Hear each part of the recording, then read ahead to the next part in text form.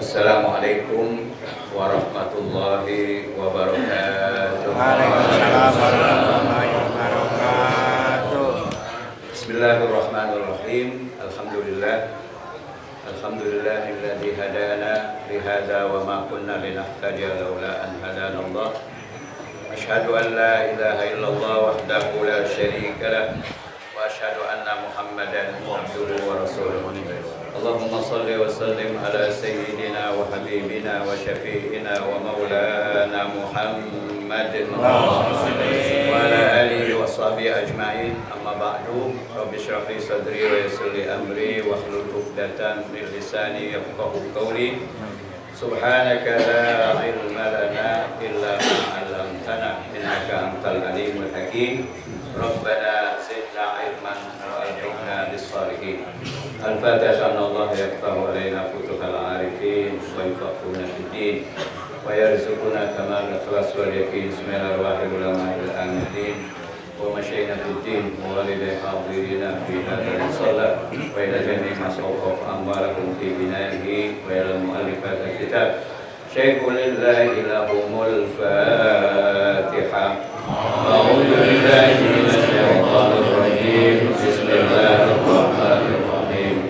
Alhamdulillahi rabbil alamin. Ar-rahmanir rahim. Maliki yaumiddin. Iyyaka na'budu wa iyyaka nasta'in. Ihdinas siratal mustaqim. Siratal ladzina an'amta 'alaihim ghairil maghdubi 'alaihim waladdallin. Ayyuhal ulama wal asatidzah al-muhtaramin, ayyuhal hudhuril kiram. Syukur alhamdulillah kita panjatkan kehadiratnya. Alhamdulillah pagi ini kita dapat berjumpa kembali untuk melanjutkan kajian kita dalam hadis hukum yang diambil dari kitab Bulughul Maram. Pada pertemuan 2 bulan yang lalu, kebetulan bulan lalu saya tidak sempat hadir, kurang sehat. Kita sudah sampai pada hadis yang ke-217, masih terkait tentang doa istiftah atau doa iftitah, doa pembuka di awal sholat. Kita lanjutkan dengan hadis ke-218. An Umar radhiyallahu anhu annahu kana yaqul subhanakallahumma wa bihamdika wa tabarakasmuka wa ta'ala jadduka wa la ilaha ghairuka. Rawahu Muslimun bisanadin munqati'in wa rawahu Daraqutni mausulan wa mauqufan. Yang artinya An Umar, dari Sayyidina Umar bin Khattab radhiyallahu anhu, annahu kana yaqul, bahwa beliau pernah bertutur, pernah berucap, maksudnya membaca doa ini, yaitu apa? Subhanakallahumma wa bihamdika. Maha suci Engkau ya Allah, dan juga segala puji bagimu. Wa tabarakasmuka wa ta'ala jadduka. Maha berkat namamu, dan juga maha agung dan maha tinggi. Wala ilaha ghairuka, dan tidak ada Tuhan kecuali Engkau ya Allah. Hadis riwayat Imam Muslim dengan sanad, ada yang mengatakan munqati, terputus. Kemudian juga diriwayatkan oleh Imam Daraqutni, ada yang mengatakan mausul sampai kepada Nabi, ada yang mengatakan mauquf sampai pada sahabat. Wa nahwahu an Abi Sa'id al-Khudri. Mirip dengan riwayat atau hadis itu juga yang diriwayatkan oleh sahabat yang lain. Kalau tadi dari Sayyidina Umar bin Khattab radhiyallahu anhu, ini dari jalur sahabat Sa'id al-Khudri radhiyallahu anhu. Semoga Allah meridhoi beliau. Nah, marfu'an. Jadi hadis ini marfu sampai kepada Nabi menurut versi riwayat Abu Sa'id al-Khudri. Jadi sebuah hadis itu bisa diriwayatkan oleh beberapa sahabat, karena ketika Nabi bersabda itu ya banyak orang atau atau sahabat karena masing-masing meriwayatkan hadis itu sudah barang pasti bisa redaksinya berbeda, bisa juga jalurnya yang meriwayat itu terputus atau marfu'an indal khamsah. Jadi ini hadisnya marfu menurut lima dari perawi, yaitu Bukhari, Muslim, Abu Daud, Nasa'i, dan Tirmizi. Wafihi di dalam hadis riwayat yang diriwayatkan melalui Abu Sa'id ini, wa kana yaqulu ba'da takbir, kata beliau bahwa Nabi SAW membaca setelah takbir. Maksudnya takbir apa? Takbiratul ihram, yaitu a'udzu billahi samiil alim minasyaitonir rajim min hamzihi wa nafthihi wa nafthihi. Nafthihi pakai ta. Jadi dalam riwayat lain dari Abu Sa'id Al-Khudri ini, beliau mengatakan bahwa Rasulullah SAW itu setelah takbiratul ihram melafalkan atau membaca atau mengucapkan. Biasanya kita istilahnya membaca, padahal kalau baca pakai mata gitu. Maksudnya melafalkan atau mengucapkan, meskipun dikatakan yakul. Apa yakul kalau bahasa kita biasanya membaca, kita terjemahkan. Yaitu ta'awuz. Ta'awuz yang versi kedua kan. Kalau kita biasanya yang kebanyakan dalam Al-Quran a'udzubillahi minasyaitonir rajim. Nah, sekarang juga banyak orang versi ketika baca Al-Quran baca ta'awuznya ini ya apa-apa diriwayatkan. Jadi a'udzubillahi samiil alim minasyaitonir rajim. Ya kadang-kadang kita kalau belum biasa kita gitu ta'awuz begini gitu. Iya, agak gitu. Nah, jadi ta'awuz itu a'udzubillahi samiil alim. Ya aku berlindung kepadamu ya Allah yang maha mendengar dan maha mengetahui minasyaitonir rajim, dari syaitan yang terkutuk. Dari apa? Dirinci lagi min hamzihi, dari godaannya, waswasatihi, wa nafthihi, juga dari ya tiupannya, wa nafsihi, dan juga dari sihrihi. Pokoknya dari godaan gangguan setan kita berlindung kepada Allah. Nah, waradat anhu sallallahu alaihi wasallam siyabun fi du'ail istiftah. Jadi redaksi doa istiftah ini itu ada beberapa versi. Siap, ada format, ada model, banyak. Siap itu dari siap. Jadi bentuknya, formatnya banyak macamnya dalam doa istiftah. Taqaddama dzikru ba'diha, sebagian sudah kita kemukakan.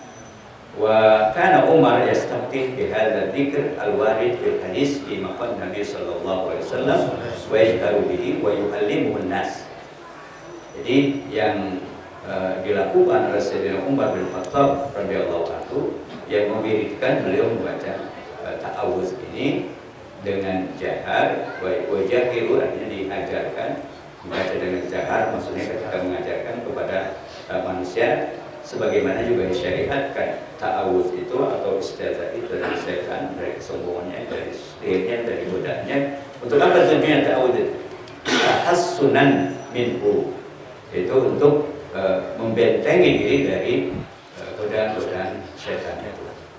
Fi mustahallis shalat, yaitu di awal salat, wal qiraah, juga sebelum membaca qiraah, maksudnya membaca surat Al-Fatihah. Apa alasannya? Litakuna sholatul musalli mahfuzatan. Jadi agar sholatnya orang sholat itu dia terpelihara, maksudnya terjaga, terlindung, terbentengi dari gangguan-gangguan setan. Kan banyak sekali kita kadang-kadang udah Allah apa itu nanti semuanya kemana aja ingatan kita. Nah, maka antara lain supaya kita terhindar dari godaan-godaan itu, ya baca ta'awuz atau isti'adzah. Wa imtisalan bi qauli ta'ala, ini sebagai penerapan, implementasi, pengapalan dari perintah Allah Subhanahu wa taala dalam Al-Qur'an. yaitu fa idza qara'tal Qur'ana fasta'in billahi minasyaitonir rajim. Ini kita biasa baca kan, fasta'in perintahnya kalau kita berlindung ya a'udzu billahi minasyaitonir rajim. Jadi kalau orang nggak tahu ini kan perintahnya fasta'in billahi minasyaitonir rajim, baca fasta'in billahi minasyaitonir. Kalau itu kan perintah, jadi kalau kita lakukan ya a'udzu billahi minasyaitonir rajim. Wa mahalluha ba'da du'ail iftitah. Dan posisinya tempatnya itu setelah doa iftitah sebelum membaca Fatihah. Nah, apa yang disimpulkan oleh pengarang atau diistinbat dari hadis itu yang kita sebut dengan fiqhul hadis, yaitu masyru'iyatu du'ail istiftah fis shalat bil kalimatil walidah qabla al-qira'ah. Ini kesimpulan yang pertama. Yang kita sebut fikih ya. Jadi fikih itu kesimpulan istinbat dari Al-Quran maupun hadis. Maka semua disusun jadilah kita fikih yang praktis buat kita orang awam. Nah, jadi masyru'iyahnya disyariatkan. Doa istiftah atau doa iftitah atau doa pembuka dalam sholat itu dengan kalimat-kalimat, maksudnya ungkapan-ungkapan dengan doa-doa al-waridah, yaitu yang ada, yang datang tadi dari Nabi atau dari sahabat tadi. Kapan tempatnya? Qoblal qiraah, qoblal qiraatil Fatihah, sebelum membaca surat Al-Fatihah.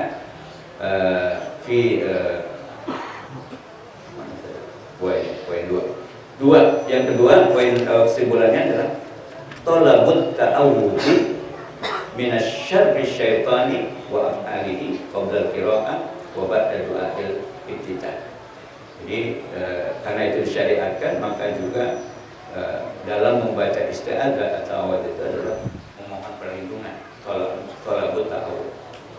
Kepada siapa? Billah, kepada Allah, dari keburukan, kejahatan setan, perbuatan dan juga perbuatan-perbuatan setan sebelum kita membaca Fatihah dan setelah membaca doa iftitah. Jadi ini lanjutan dari doa iftitah kemudian membaca ta'awudz. Itu hadis yang ke-218. Berikutnya 219, an Aisyah radhiyallahu anha qalat, kana Rasulullah sallallahu alaihi wasallam yastaftihu as-salata bil takbir wal qiraati bilhamdulillahi rabbil alamin. Bilhamdi meskipun dia ada ba ya, tidak selalu, karena ini kan menunjukkan surat Al-Fatihah alhamdulillah. Sama seperti an Umar, an Aisyah, jangan abung-abung ada huruf jar semuanya dikasroin gitu, tergantung kosakatanya. Kalau dia mamnu minas sarf, jadi Umar atau Aisyah itu dia tanda jarnya fathah. Nah, jadi lanjutnya wa idza raka'a wa kana idza raka'a lam yusqis ra'sahu wa lam yusawwibhu walakin baina dzalika. Wa kana idza rafa'a min ar-ruku'i lam yasjud hatta yastawiya qa'iman. Wa kana idza rafa'a ra'sahu min as-sajdati lam yasjud hatta yastawiya jalisan. Wa kana yaqulu fi kulli rak'ataini at-tahiyyata wa kana yafrishu rijlahul yusra wa yansibul yumna wa kana yanha an uqbati syaitan wa yanha an yaftarisha ar-rajulu bira'aihi iftirasa sabuhi wa kana yahtimu as-salata bitaslim. Ini deskripsi gambaran apa yang dilakukan Rasulullah dalam salatnya menurut riwayat Sayyidah Aisyah radhiyallahu anha. Jadi kata beliau,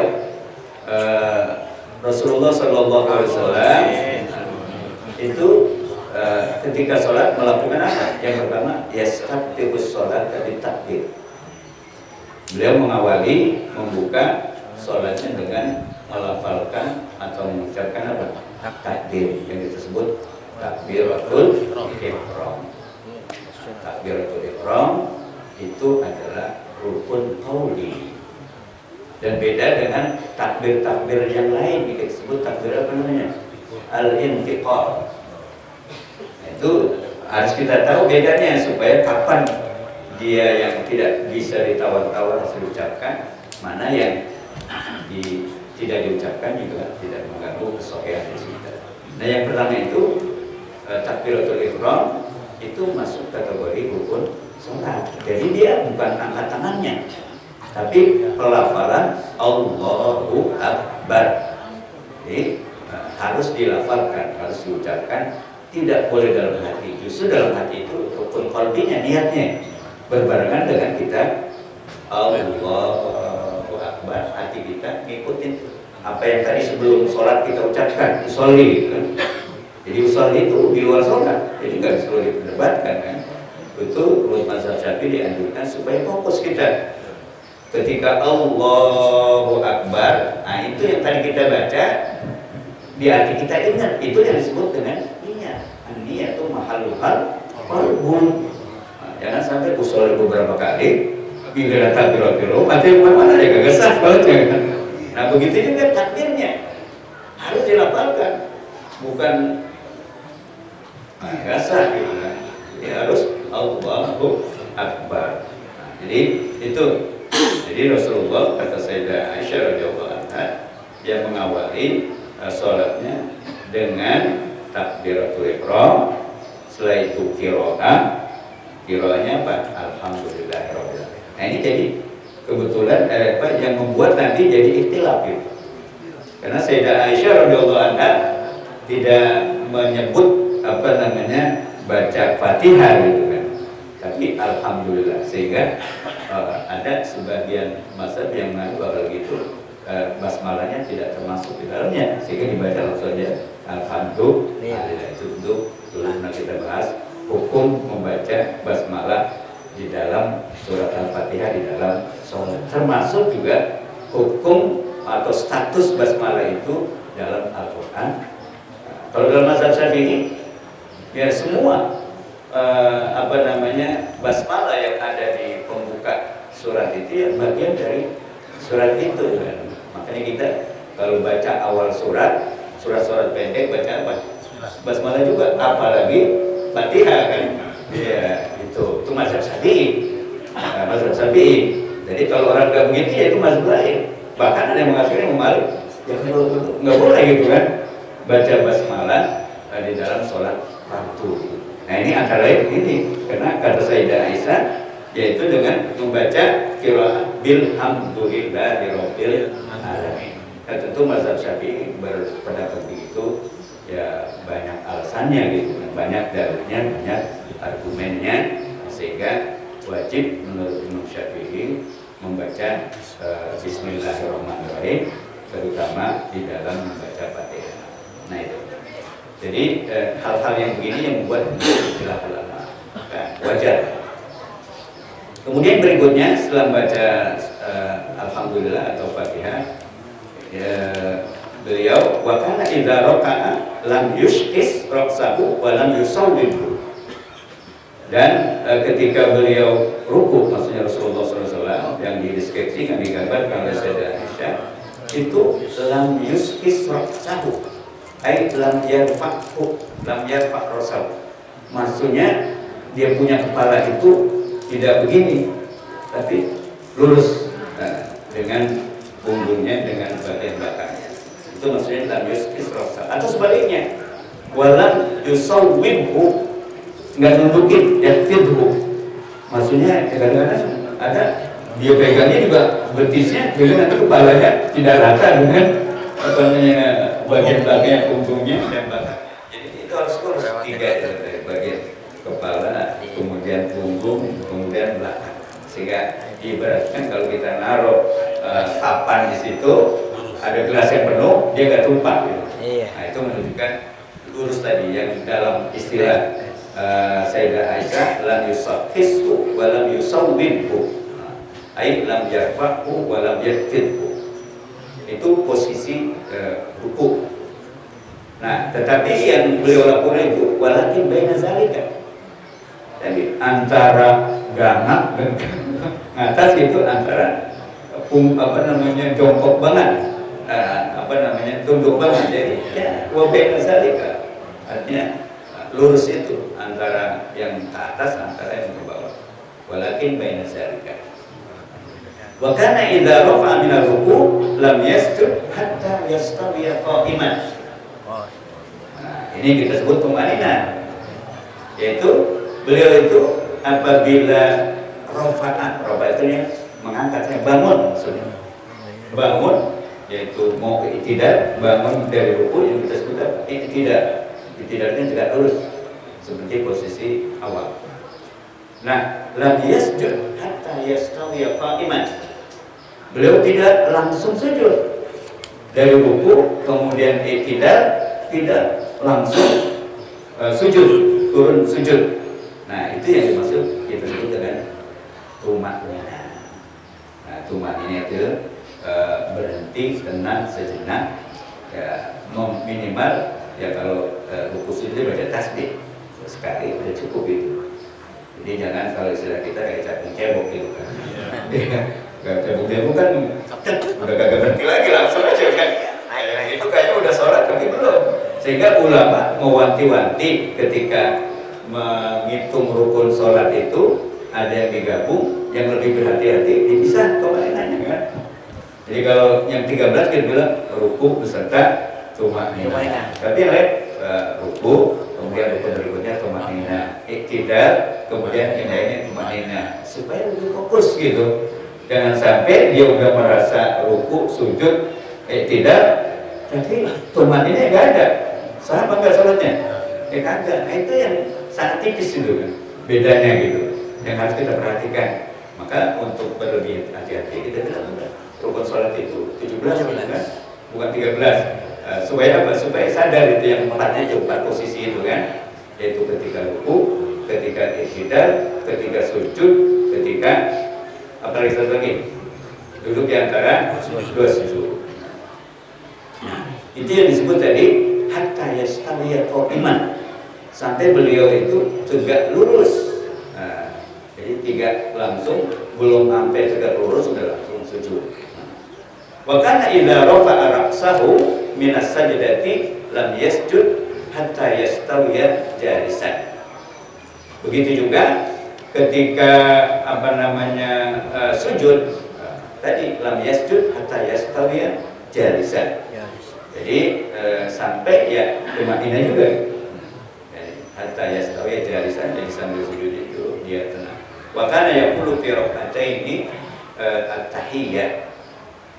Dan ketika setiap kali 2 rakaat, maksudnya setelah 2 rakaat, kalau sholatnya lebih dari 2 rakaat, wa kana yafrishu rijlahul yusra wa yansibu al-yumna. Maka posisi duduk tahiyat awal, tahiyat yang setelah 2 rakaat itu cara duduknya duduk iftirash. Iftirash itu bentuknya, caranya adalah dia duduk rijlahul yusra. Jadi telapak kaki kiri dia dudukin. Kemudian wayan sibul yumna. Kemudian telapak kaki kanannya didirikan. Ini juga jarang, atau ada orang yang banyak ya rata aja kayak seperti duduk biasa. Duduk biasa. Itu namanya duduk iftirash. Duduk iftirash. Ya, kalau tahiyat akhir, nah itu beda, namanya duduk apa?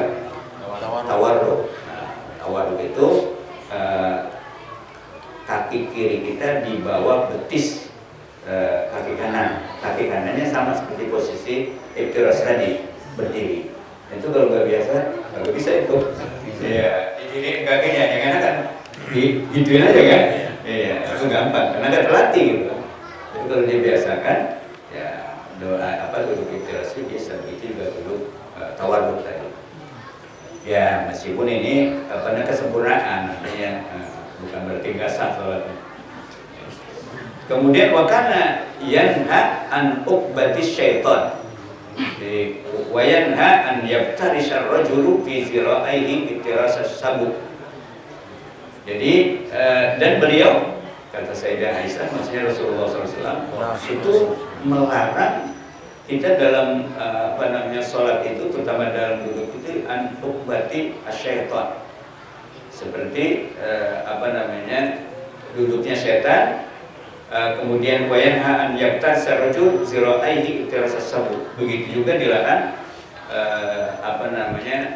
duduk seperti yaftarishan, artinya berarti menggelar seorang laki-laki zira'aihi, kedua tangannya, bahunya, lengannya maksudnya, seperti binatang buas dalam posisi sujud. Kan sujud itu kan tangan begini kan, ada yang dakok misalnya Pak, iya, dua ininya ini semua kena ini, nah itu namanya seperti binatang buas, itu nggak boleh. Jadi harus ada diangkat dia punya tangannya, sikutnya. Bahkan kalau kita sendirian ya agak diregangkan, sehingga istilahnya kalau ada anak kucing lewat itu bisa gitu kan.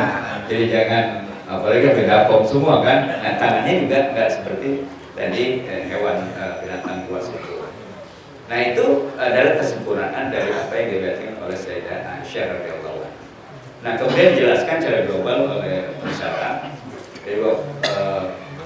Waqalallahu ta'ala wazifata bayani al-Qur'ani ila hadrati sallallahu alaihi wasallam.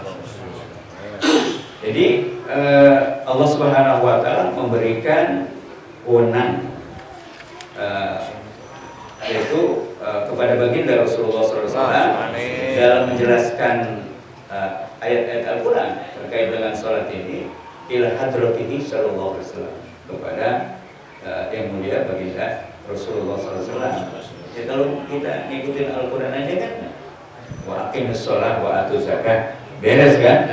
Ya bagaimana tata caranya? Ya nggak dijelaskan situ. Maka Allah memberikan hak, memberikan mewakilkan, jadi memberikan wewenang kepada Rasulullah SAW untuk menjelaskan sesuai dengan firman-Nya.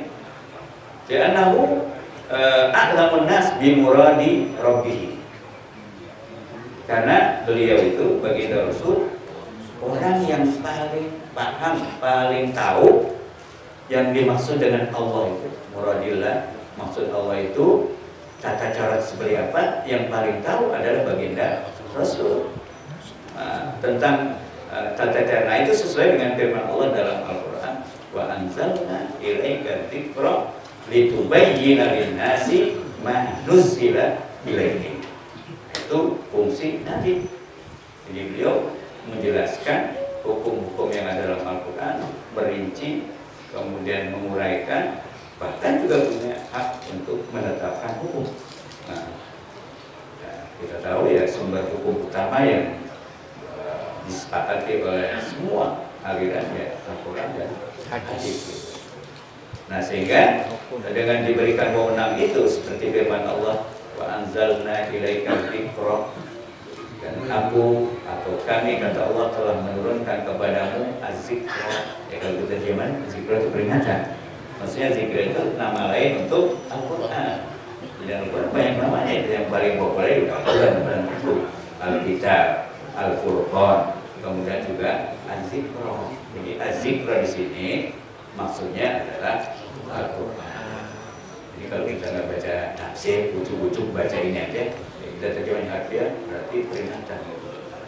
Tapi kalau kita baca bacanya, yang dimaksud az-zikra itu ya salah satu nama Al-Quran yang populer Al-Fatihah, yaitu Al-Quran, kemudian Al-Kitab, kemudian Al-Furqan dan az-zikra. Nah, apa fungsinya? Diturunkan kepada Nabi Muhammad Al-Quran itu litubayyina linnas, supaya agar Rasulullah menjelaskan, menjabarkan Al-Quran yang banyak ayat-ayatnya bersifat global. Karena kalau Al-Quran itu rinci, detil, rigid, ya nanti banyak hal-hal yang baru tidak bisa dicarikan dasar hukum dari Al-Quran. Sehingga dengan banyaknya ayat Al-Quran yang bersifat global, maka disitulah kesempatan diberikan kesempatan Rasulullah menjabarkan, dan juga begitu masih tetap ada yang hal-hal yang baru yang tidak ada. Nah itulah fungsi untuk beristirahat. Jadi Allah menjelaskan litubayyina lin-nasi ma nuzila ilaihim, supaya Nabi bisa menjelaskan apa yang diturunkan kepada manusia. kepada kita. Nah, maka dengan demikian fabayyana sallallahu alaihi wasallam lana kaifiyatus shalah biqaulihi wa ahalana aidan ala fi'lihi li'annahu al-uswatul hasanah. Maka dengan demikian Rasulullah kemudian menjabarkan, menjelaskan, merinci kaifiyatus shalah. SOP-nya salat itu seperti apa? Urutan-urutannya. Nah, yang disebut dengan kaifiyatus shalah dalam melakukannya. Karena beliau al-uswah, al-qudwah, suri tauladan kita, ya apalagi dalam masalah ibadah. Nah, maka beliau memberikan suatu ungkapan suatu sabda yang meskipun ringkas tapi padat. Beliau mengatakan dalam sabda, "Shallu kama ra'aitumuni usalli." Jadi salatlah kalian sebagaimana kalian menyaksikan, melihat aku melakukan salat. Untuk kita tidak lihat Nabi, tapi peninggalannya bisa ada, kita baca supaya kita tahu bagaimana beliau melakukan salat seperti yang diriwayatkan oleh para sahabat. Wa qad harisa ashabu ala dhabti aqwalihi wa af'alihi. Dan sangat concern itu para sahabatnya dalam memastikan apa yang beliau ucapkan, apa yang beliau lakukan di dalam pelaksanaan ibadah salat itu. Dan itu yang dilakukan oleh Ummul Mukminin Sayyidah Aisyah radhiyallahu anha. Beliau tasifulana salatahu asy-syarifah. Jadi beliau mendeskripsikan, menggambarkan, mensifati tata cara salat baginda Rasul syarifah yang mulia. Nah, kemudian dari hadis itu pengarang menyimpulkan pertama, iftitahus sholati bi takbiratil ihram wa hiya ruknun minal arkan. Itu penjelasan. Jadi mengawali sholat dengan takbiratul ihram. Maka ada definisi bahwa sholat itu wal af'alun mubtada'atun bit takbir wa muqtadamatun bit taslim. Itu definisi sholat secara syar'i, secara terminologi atau istilahan. Kalau menurut bahasa kan sholat itu apa? Doa, doa.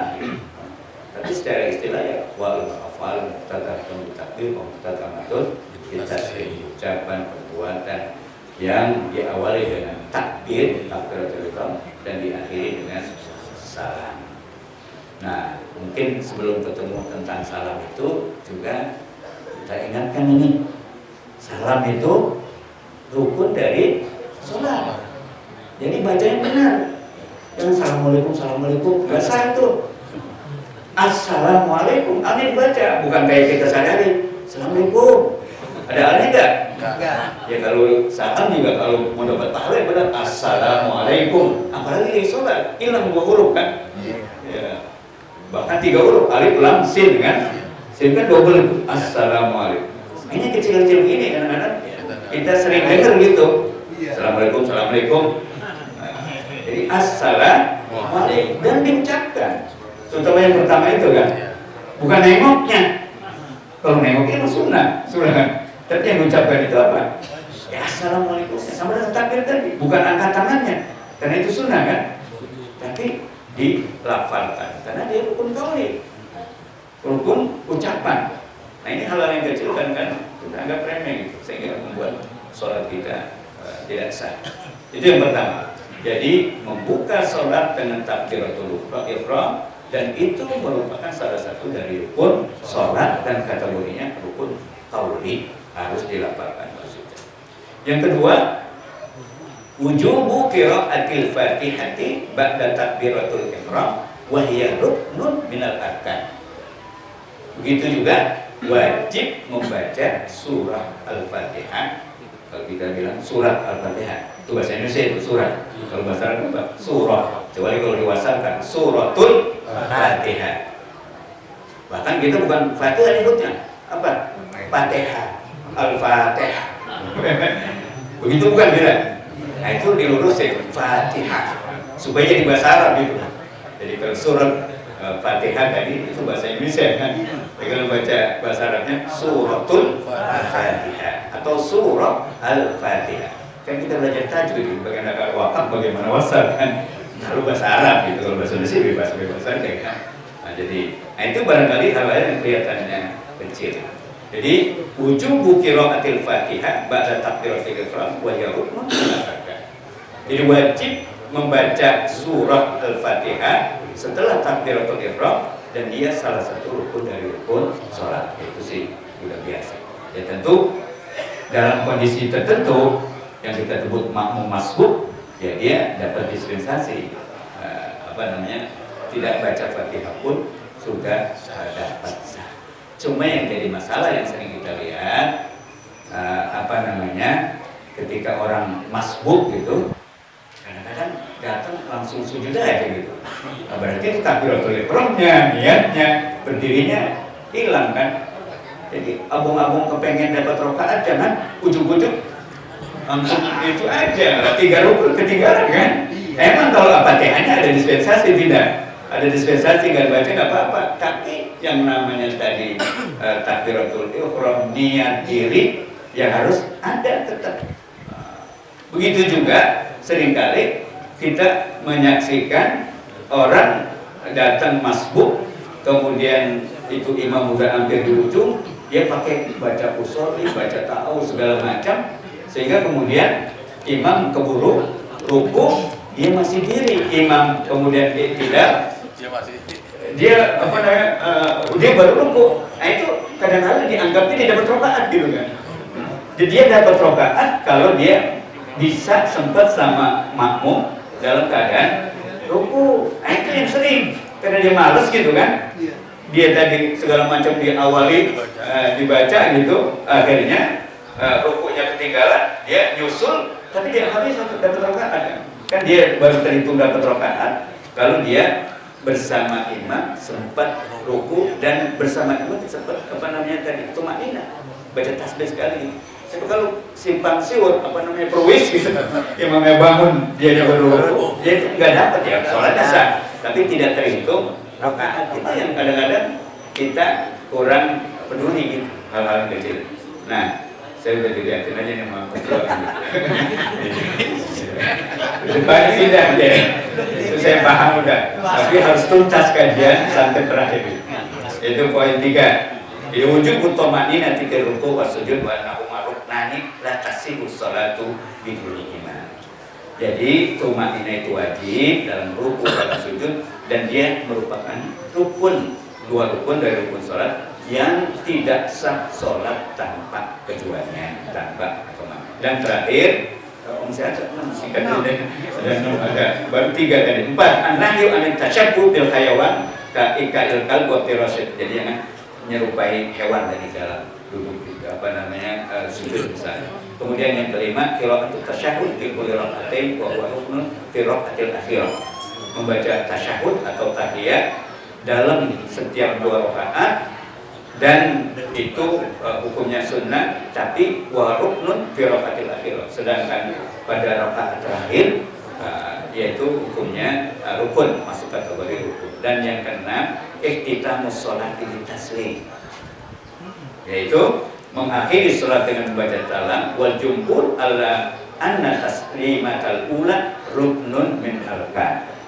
Jadi para ulama semua, jumhur, mayoritas ulama itu berpendapat bahwa at-taslima al-ula, yaitu mengucapkan salah yang pertama, itu yang rukun min arkani sholat. Jadi rukun dari rukun sholat. Oleh karena dia rukun qauli, dilafalkan, bukan nengok doang.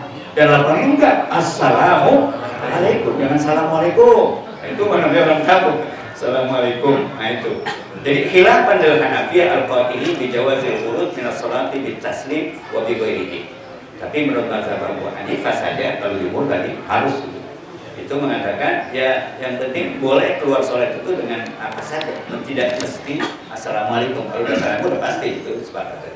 Bima yunafis sholat minal kalam al hadis al qiyam. Jadi kalau kata mazhab Abu Hanifah, setelah dia tahiyat akhir baca salawat segala macam beres, ya udah kemudian dia ngomong, ya berarti beres gitu kan. Kagak pantas amat gitu ya, nggak ada klimaksnya gitu. Nah, maka mayoritas ulama mengatakan baca salam itu, yaitu assalamualaikum warahmatullahi. Saya kira itu Pak Ketua sudah selesai. Mudah-mudahan ini dapat menyocokkan gitu apa yang selama ini kita lakukan. Introspeksi diri dah. Kalau diajarin sama orang kadang-kadang suka marah, apalagi ustaz kan. Iya. Gitu kita kan, ngambeknya gede. Orang tahu gitu kan. Ya, kalau dikasih tahu ngambek, besok ada ketemu lagi. Padahal Pak Zakir, Pak Inas Dikron dan Pak Ul, ini terima kasih kita kalau diingetin. Apalagi ingetin Nabi kan, kita dengan barusan. Nah saya kira itu Pak